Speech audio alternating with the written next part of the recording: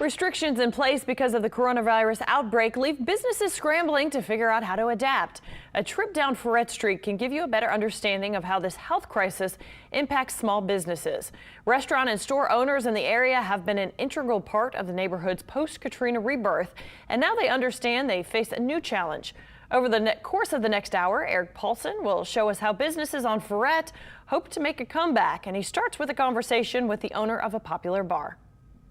This morning, we are taking a look at how this coronavirus has affected a street in New Orleans that really had its birth the way we know it now after the disaster of Katrina and is now being destroyed by the disaster of COVID-19.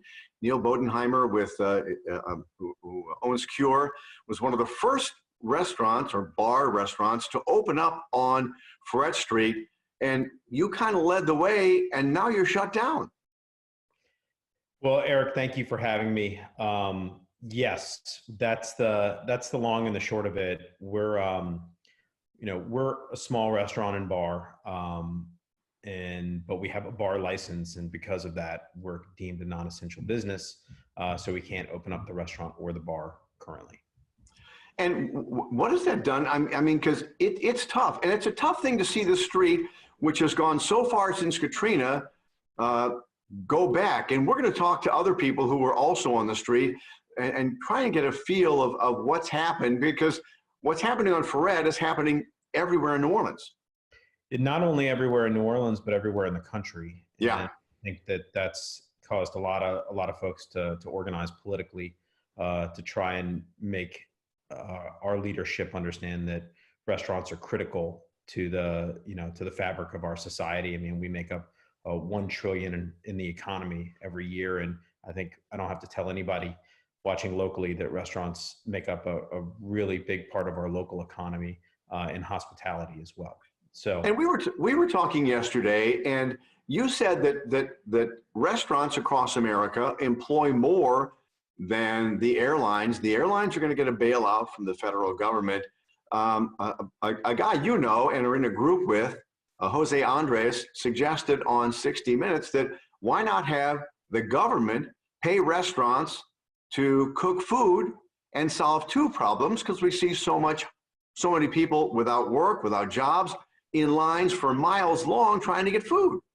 That's right. That's right. And, Jose Andres is one of the great minds in our business. And I mean, we have to really have flexible, original thinking here and look at our problems and try and figure out ways for us to help solve them. I mean, I would tell you that every restaurant owner in New Orleans and tavern owner would line up to try and help our fellow community. We've done it for years and years through every nonprofit you've seen, through every event, gala, and give us the opportunity to do that, and we'll do it in a minute.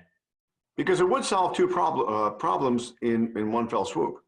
It would, and look, I think that there's we're hoping that restaurants and small food businesses get a stabilization fund. I mean, the airline industry has gotten it, and we're significantly larger, and we're hoping that our leadership looks at that. And you were talking about timing, because it's terrible that Cure is closed, so you're losing money. You've had to lay off all your employees. Correct. You're also building a restaurant across the street.